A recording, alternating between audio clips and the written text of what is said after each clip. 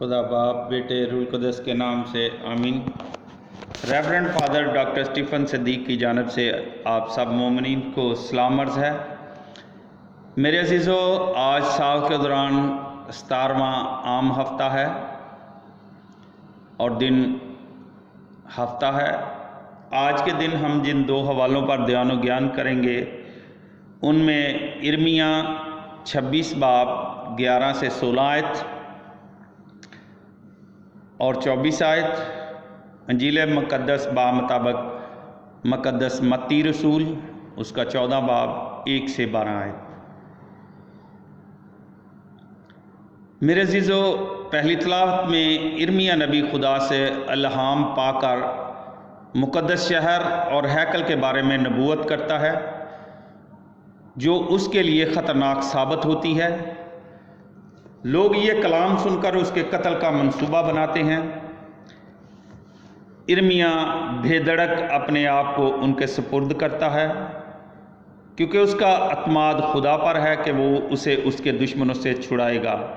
ये खुदा के नबी की खूबी और बुलाहट होती है कि वो ज़िंदगी और मौत में हमेशा खुदा के साथ और खुदा के लिए खड़ा रहता है। आज की अंजील मुक़द्दस पर हम ध्यान ज्ञान करते हैं। यसु की खिदमत की खबर चौथाई मुल्क के हाकम हेरोदीस को भी मिली। हेरोदीस आज़म के इस बदनाम बेटे को तारीख़ हेरोदीस अंतिपास के नाम से भी जानती है। इसी ने यूहन्ना बपतिस्मा देने वाले को कत्ल करने का हुक्म दिया था। जब उसने मसीह के मौजों के बारे में सुना तो उसका ज़मीर उसे कुछ के लिए कर देने के लिए देने लगा, यानी कि उसे मलामत करने लगा। उसे उस नबी की याद सताने लगी जिसका उसने कत्ल करवा दिया था। वो अपने नौकरों से कहता था कि ये यूहन्ना बपतिस्मा देने वाला है, वो मुर्दों में से जी उठा है, इसलिए उसे ये मौजे ज़ाहिर होते हैं। आयात 3 से 12 में मत्ती रसूल बयान करते हैं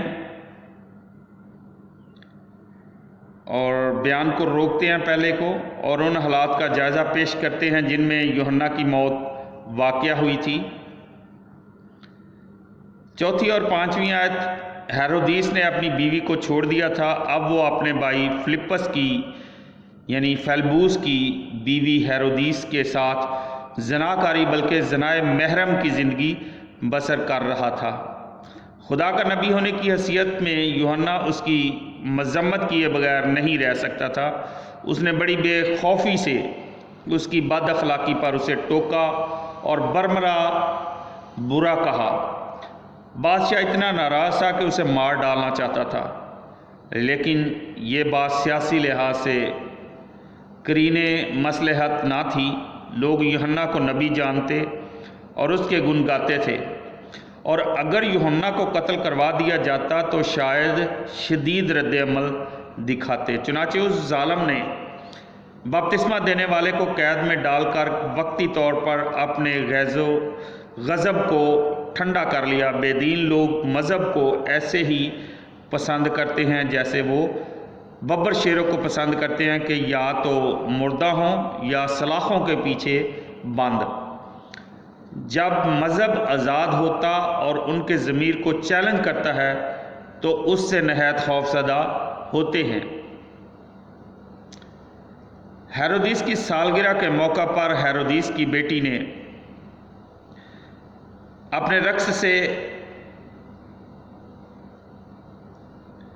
बादशाह को ऐसा खुश कर दिया कि उसने तरंग और जोश में आकर पेशकश कर दी कि लड़की जो मांगेगी पाएगी। ये जो जिसने डांस किया जिस लड़की ने, ये हेरोदियास की बेटी थी। अपनी अय्याश माँ के कहने पर, हेरोदियास के कहने पर, इस लड़की ने बड़ी बेहयाई से कहा कि मुझे यूहन्ना बपतिस्मा देने वाले का सार थाल में यहीं मंगवा दें। उस वक्त यूहन्ना के बारे में बादशाह का गुस्सा कुछ कम हो चुका था। शायद वो नबी की जुर्रत और दयानत के बायस उसकी तारीफ भी करता हो, लेकिन अगरचे उसे अफसोस हुआ मगर महसूस करता था कि मुझे अपना वादा पूरा करना चाहिए। हुक्म जारी हो गया, यूहन्ना का सर कटवा दिया गया और नाचने वाली लड़की की भयानक दरख्वास्त पूरी हो गई। यूहन्ना के शागिर्दों ने अपने उस्ताद की लाश को बड़ी इज्जत व एहतराम से दफन किया और जाकर यसु को खबर दी। वो अपने गम व गुस्से के इजहार के लिए उससे बेहतर किसी शख्स के पास नहीं जा सकते थे और ना ही वो हमारे लिए इससे बेहतर नमूना छोड़ सकते थे। इज़हार सानी, जुल्म, दुख और गम के मौका पर हमें भी जाकर खुदावंद यीशु मसीह को दुआ के ज़रिए बताना चाहिए। जहाँ तक हेरोदीस का ताल्लुक़ है, उसका जुर्म तो ख़त्म हो गया मगर याद बाकी रह गई। जब उसने यीशु की सरगर्मियों की शोहरत सुनी तो सारा वाक़या उसकी आंखों के सामने घूमने और डराने लगा। यीशु की मौजज़ाना कुदरत और क़ुव्वत ने लोगों को और ख़ुसूसन हेरोदीस को इस हद तक मुतासर किया कि यीशु के रूप में यूहन्ना इस्तबागी को देखने लगा।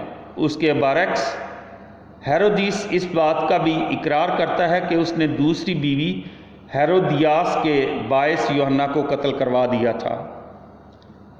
अल्लाही कुदरत के साथ साथ इंसान को नेकियों में बढ़ चढ़कर खुदा की गवाही देनी है।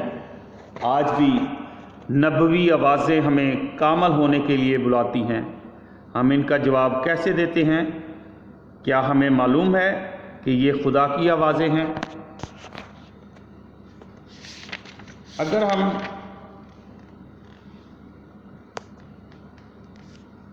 आज की इसी इंजील मुक़द्दस में मज़ीद गौर व ख़ौज़ करें तो इंजील मुक़द्दस में यूहन्ना की शहादत बयान की गई है। नाच रंग से शुरू होकर एक रासबाज शख्स के कत्ल तक पहुंचने वाली इस दास्तान में कई और दास्तानें पोशीदा हैं। दो औरतें बराह रास्त यूहन्ना की मौत में मुलव्वस हैं। ये माँ और बेटी हैं।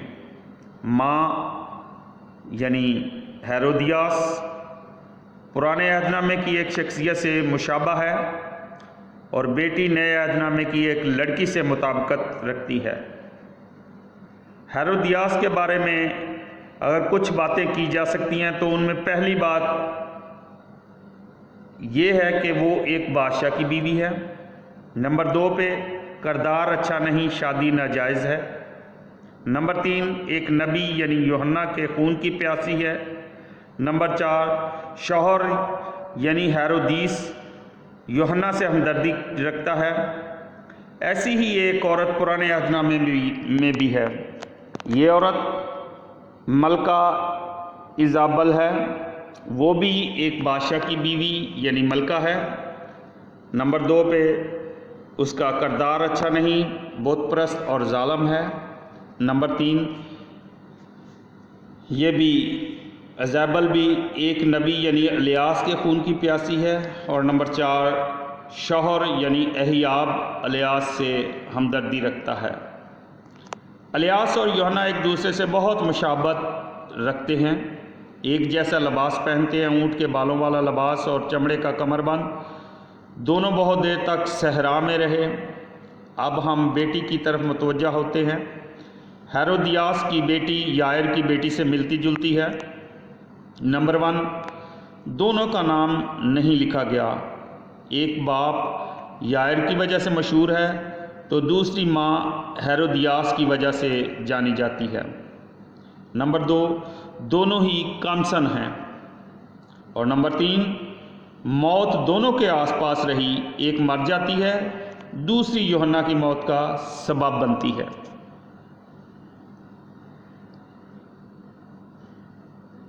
हेरोदियास की बेटी मौत का वसीला है। यायर की बेटी का जी उठना खुदावंद यीशु मसीह के ज़िंदा होने का निशान है। خداوند یسوع مسیح نے یائر کی بیٹی کو زندہ کیا اور خود بھی جی اٹھے۔ انجیل مقدس میں یوحنا اشتباغی کی موجودگی بہت ضروری ہے کیونکہ وہ یسوع کی شہادت دیتا ہے۔ دکھ سہتا ہوا یوحنا دکھ سہنے والے مسیح خداوند کی گواہی دیتا ہے۔ یوحنا کے دکھوں میں الیاس کے دکھوں کی تصویر نظر آتی ہے۔ ان دکھوں کی وجہ سے دو عورتیں ہیں۔ یوحنا لوگوں کی نظر میں ایک بہت بڑا نبی تھا۔ اس نے اپنی زندگی اور کاموں سے الیاس نبی کی یاد تازہ کر دی۔ الیاس کا ایک فریضہ مسیح کی نشاندہی کرنا تھا۔ یوحنا نے لوگوں سے کہا، دیکھو خدا کا برہ جو جہان کے گناہوں کو اٹھا لے جاتا ہے۔ ہیرودیاس کی بیٹی کا رقص یوحنا اور خداوند یسوع مسیح کی حقیقی شناخت کا باعث بنتا ہے۔ موت کے اس رقص کے افق پر ایک دھنک ابھری ہوئی ہے۔ یوحنا اشتباغی بڑی مقناطیسی شخصیت کا مالک تھا۔ دنیا روٹی، کپڑے اور مکان کے لیے ترستی اور ماری ماری پھرتی ہے۔ وہ ان سب چیزوں سے بے نیاز تھا۔ وہ بیابان میں رہتا تھا۔ خوراک اسے جنگل سے میسر تھی۔ اس کا لباس اونٹ کے بالوں اور چمڑے کا تھا اور اس کا کوئی گھر نہ تھا۔ اس کی ضروریات اور حاجات برائے نام تھی۔ وہ دن رات خدا کی عبادت اور ریاضت کرتا تھا۔ صحرا بھی اس کی آواز سے گونج اٹھے۔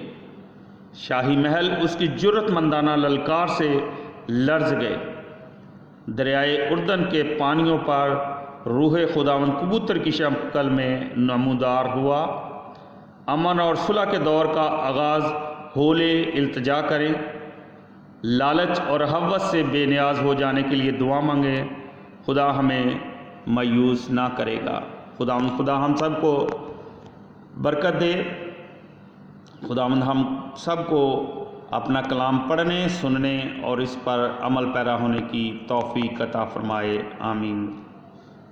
خدا باپ، بیٹے، روح القدس کے نام سے آمین۔